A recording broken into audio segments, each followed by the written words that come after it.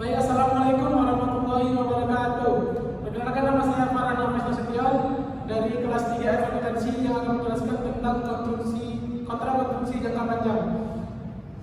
Kontrak konstruksi jangka panjang adalah kontrak yang secara khusus dinegosiasikan untuk kontrak suatu aset tunggal seperti bangunan, jembatan, bendungan, jalan, atau beberapa aset yang berhubungan satu sama lain, atau beberapa aset yang saling tergantung dalam perancangannya. Teknologi, fungsi atau tujuan penggunanya seperti konstruksi kilang minyak. Jenis-jenis kontrak konstruksi ada dua, yaitu kontrak biaya plus, yang artinya kontrak dibayar berdasarkan biaya yang dikeluarkan ditambah persentase keuntungan. Yang kedua, kontrak harga tetap, yaitu kontraktor setuju untuk menyelesaikan proyek dengan harga besar yang disepakati. Contoh penentuan nilai penentuan kontrak. Suatu kontrak memuat klausul tentang eskalasi biaya atau penyesuaian biaya untuk menyesuaikan harga kontrak terhadap tingkat inflasi yang diumumkan pemerintah. Nilai kontrak sebesar 2 miliar dan tingkat inflasi yang diumumkan pemerintah untuk periode terakhir adalah 7%. Terdapat jumlah kenaikan atau penurunan pendapatan kontrak untuk periode tersebut. Perhitungannya yaitu kenaikan pendapatan sama dengan nilai kontrak dikali tingkat inflasi dibagi 100. Diketahui nilai kontraknya 2 miliar, tingkat inflasi 7%. Kenaikan pendapatan yaitu 2 miliar dikali 7% dibagi 100. Dengan hasil 140 juta. Jadi kenaikan pendapatan kontrak untuk periode tersebut adalah 140 juta. Pengakuan pendapatan beban kontrak dapat dibedakan menjadi dua metode, yaitu sebagai berikut: metode persentase penyelesaian atau persentase accounting method. Perusahaan mengakui pendapatan, beban, laba setiap periodenya berdasarkan tahap penyelesaian kontrak, yaitu berdasarkan persentase penyelesaian. Dengan demikian, pendapatan, beban, dan laba yang dilaporkan dapat didistribusikan menurut penyelesaian pekerjaan secara proporsional. Metode ini memberikan informasi yang berguna mengenai cukup aktivitas kontrak dan kinerja selama satu periode. Yang kedua, metode biaya terpulihkan atau cost recovery method. Dalam beberapa kondisi ketika metode persentase penyelesaian tidak dapat digunakan, maka dalam metode ini pendapatan hanya diakui sebesar biaya yang telah terjadi sepanjang biaya tersebut. Diperkirakan dapat terpulihkan. Karena semua biaya telah diakui, maka laba baru dapat diakui. Perusahaan mengakumulasi biaya konstruksi dalam suatu akun, yaitu pekerjaan dalam proses, construction in process, dan mengakumulasi penagihan termin dalam sebuah akun kontrak, yaitu termin progress billing. Pengakuan pendapatan dan beban kontrak. Perusahaan harus menggunakan metode persentase penyelesaian ketika hasil kontrak konstruksi dapat diestimasi secara andal dan jika semua kondisi berikut terpenuhi. Ada 4 kondisi, yaitu 1. Total pendapatan kontrak dapat diukur secara andal. Yang kedua, kemungkinan besar manfaat ekonomis yang berhubungan dengan kontrak tersebut akan mengalir ke perusahaan. Yang ketiga, biaya kontrak untuk menyelesaikan kontrak dan tahap penyelesaian kontrak pada hari periode laporan dapat diukur secara andal. Yang keempat dan yang terakhir, biaya kontrak yang dapat didistribusi pada kontrak dapat diidentifikasi dengan jelas dan diukur secara andal sehingga biaya kontraktual dapat dibandingkan dengan estimasi sebelumnya. Metode persentase penyelesaian. Perhitungan persentase penyelesaian seperti yang telah dijelaskan pada bagian sebelumnya, bahwa berdasarkan 23 revisi 2010, pendapatan tingkat penyelesaian transaksi dapat ditentukan dengan berbagai cara. Perusahaan menggunakan dasar yang ada dalam mengukur pekerjaan yang dilakukan tergantung dari sifat kontraknya. Dasar yang dapat digunakan yaitu 1. Proporsi biaya kontrak yang telah dibandingkan estimasi total biaya kontrak. Yang kedua, hasil survei pekerjaan yang telah dilakukan. Yang ketiga, penyelesaian berdasarkan proporsi fisik dari pekerjaan kontrak. Salah satu dasar penentuan yang paling populer untuk digunakan yaitu berdasarkan proporsi biaya yang timbul atau cost of cost basis. Caranya adalah persentase penyelesaian pekerjaan kontrak dihitung berdasarkan rasio antara akumulasi biaya yang terjadi dengan total estimasi biaya terakhir untuk penyelesaian kontrak. Formulanya adalah akumulasi biaya yang terjadi sampai akhir periode dibagi estimasi total biaya yang paling terakhir. Untuk menghitung berapa pendapatan dan laba yang diakui setiap periode, maka perusahaan dapat mengurangkannya dengan total pendapatan atau laba yang sudah diakui sampai periode sebelumnya. Seperti yang ditunjukkan pada formula berikut, pendapatan periode sama dengan akumulasi pendapatan atau laba berjalan dikurangi estimasi total pendapatan atau laba yang sudah diakui sampai periode sebelumnya. Untuk contohnya yaitu kita mengambil PT Ruang Karya.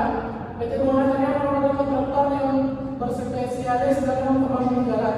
Saat ini mempunyai kontrak pembangunan senilai 18 miliar. Estimasi biaya kontrak adalah 18 miliar. Periode pekerjaannya memakan waktu selama 3 tahun. Pada akhir tahun kedua, estimasi biaya kontrak meningkat dari 16 miliar menjadi 16 miliar 200 juta. Data lainnya adalah seperti berikut. Ini merupakan soal dari PT Ruang Karya dari tahun pertama sampai tahun ketiga. Untuk menyelesaikannya yaitu perhitungan penyelesaian pekerjaan konstruksi. Tahun pertama harga kontrak 18 miliar. Harga kontrak tahun pertama yaitu 18 juta. Tahun kedua 18 juta, tahun ketiga 18 juta. Dikurangi estimasi biaya pada tahun pertama yaitu biaya kontrak yang terjadi 4 juta. Biaya kontrak untuk penyelesaian 20 juta. Dapat 5 juta yaitu dari hasil penjumlahan biaya kontrak yang terjadi dengan biaya kontrak untuk penyelesaian ditambah 4 juta ditambah 12 juta yaitu hasilnya 16 juta. Untuk mencari estimasi laba total yaitu harga kontrak pada tahun pertama dikurangi dengan estimasi total biaya kontrak, maka dapat hasilnya 2 juta. Untuk mencari persentase penyelesaian 20% yaitu 4 juta dibagi dengan 16 juta dapat hasilnya 22%. Begitu juga pada tahun kedua dan ketiga sama dengan caranya di tahun pertama. Selanjutnya yaitu kita menjurnal. Pada tahun pertama, yang pertama dicatat yaitu untuk mencatat biaya konstruksi. Pekerjaan dalam proses di debit 4 juta, material kas utang yang lainnya yaitu 4 juta juga di kredit. Jurnal yang kedua yaitu untuk mencatat tagihan termin.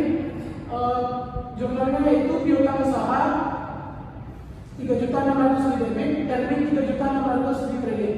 Yang ketiga yaitu untuk mencatat penerimaan tagihan. Yang dicatat yaitu kas 3 juta di debit, piutang usaha 3 juta di kredit. Begitu juga di tahun kedua dan tahun ketiga tinggal memasukkan nilai. Selanjutnya yaitu mencari akumulasi atau tahun. Selanjutnya mencari akumulasi diakui di tahun periode lalu dan diakui periode berjalan.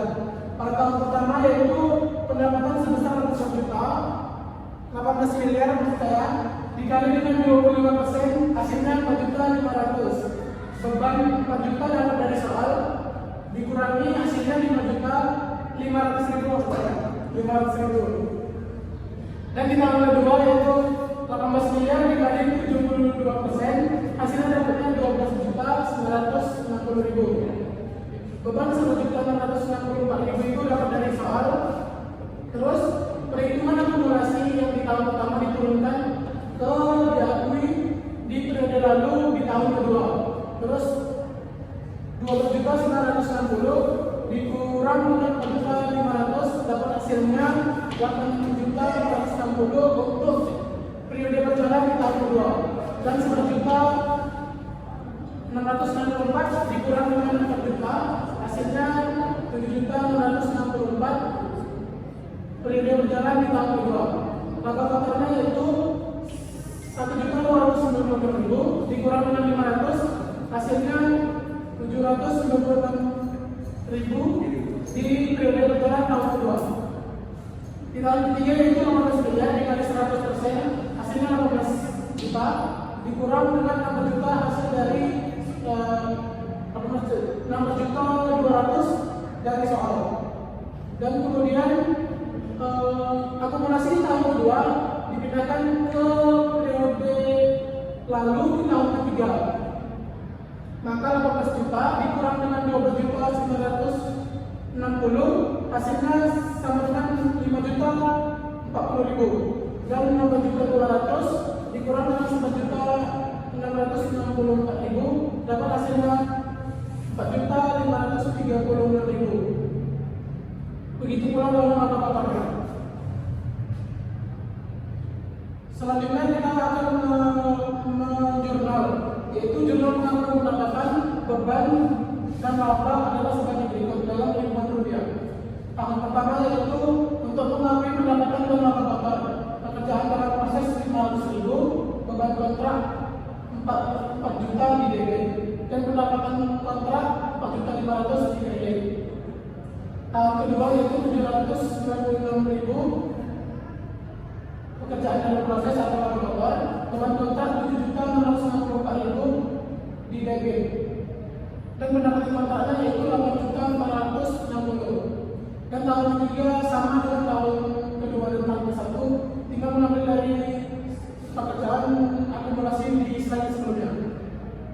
Dan untuk mengakui penyelesaian kontrak yaitu jurnalnya termin 18 juta dan pendapatan pekerjaan dalam proses 18 juta. Itu mutasi pekerjaan dalam proses.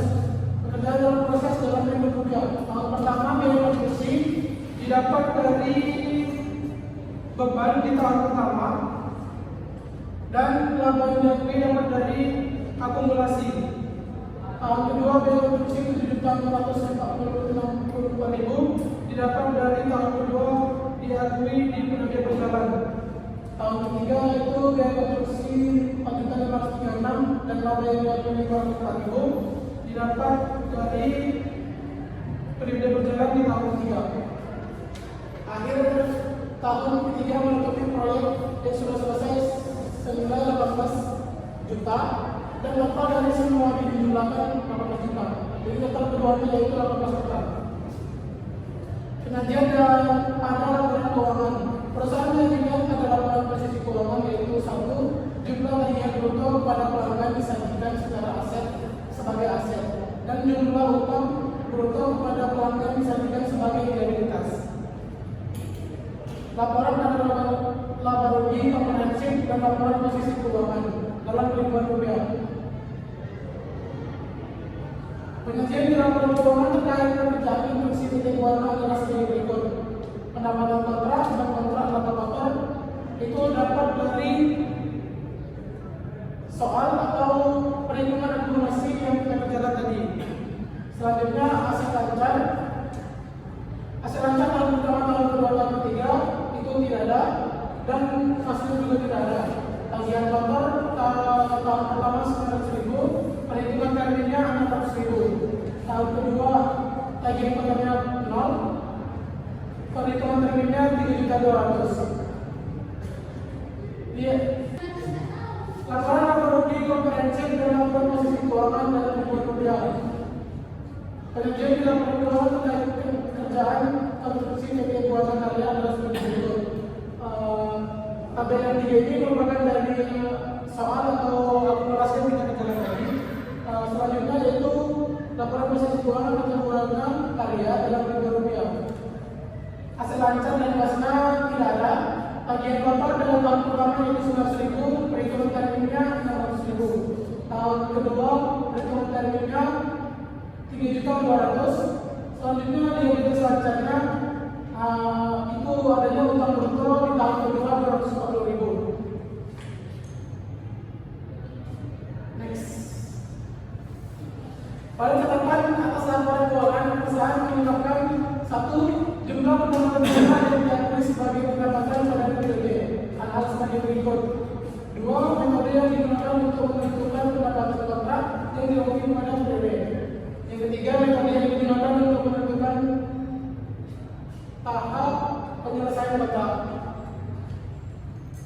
Terdapat dua jenis kerugian yang mungkin terjadi terkait dengan kontrak konstruksi, yaitu satu, rugi pada periode berjalan dalam suatu nilai kontrak yang secara total masih memberikan keuntungan.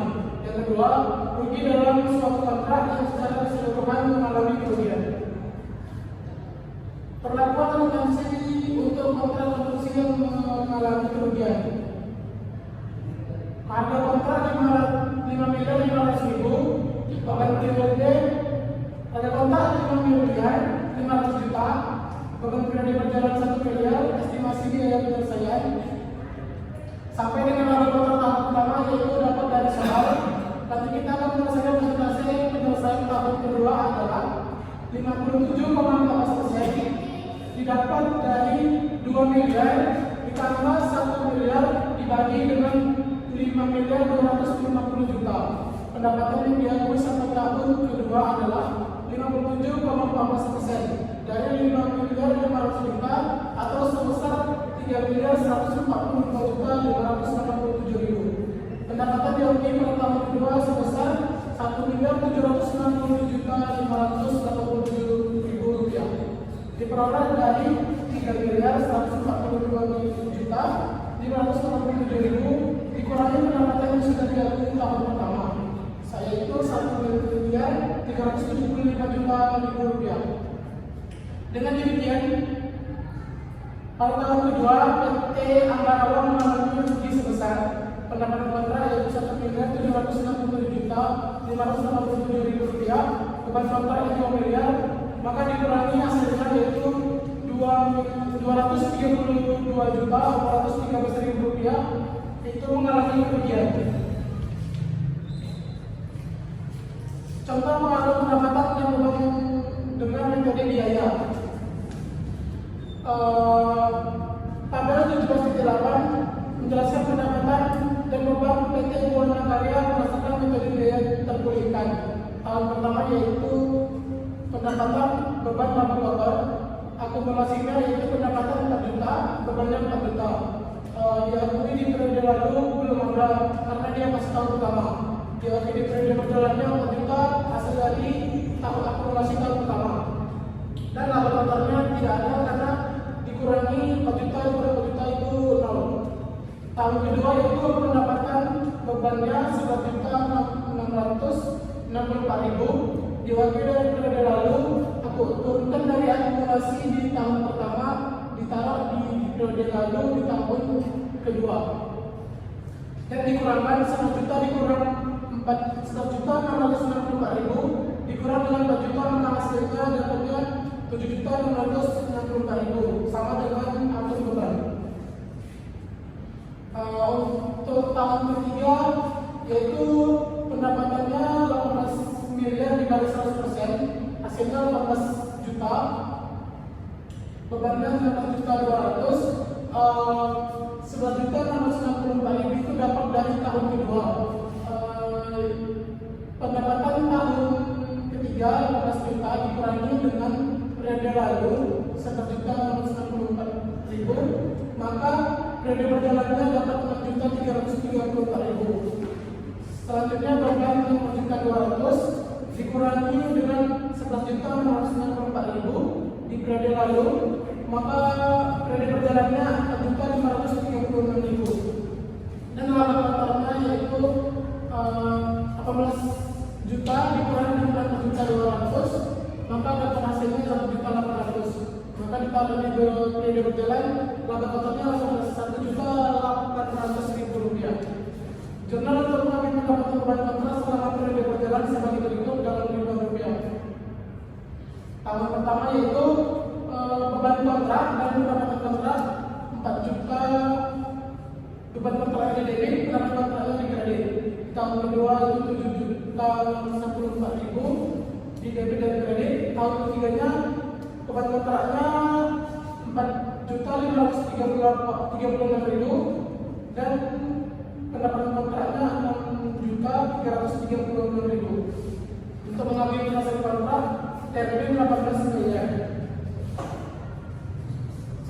Seperti terlihat dalam jurnal di atas, kalau perusahaan tidak mengambil laba pada tahun pertama dan kedua, pada tahun ketiga perusahaan mengakui laba dan menutup akun termin dan pekerjaan dalam proses.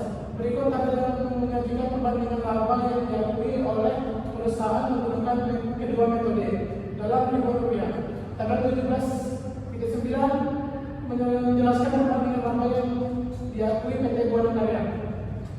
Persentase penyelesaian yaitu tahun pertama 500.000, tahun kedua 796.000, tahun ketiga 504.000. Dan biaya perbandingannya tahun pertama 0, tahun kedua 0, dan tahun ketiga yaitu Rp1.800.000.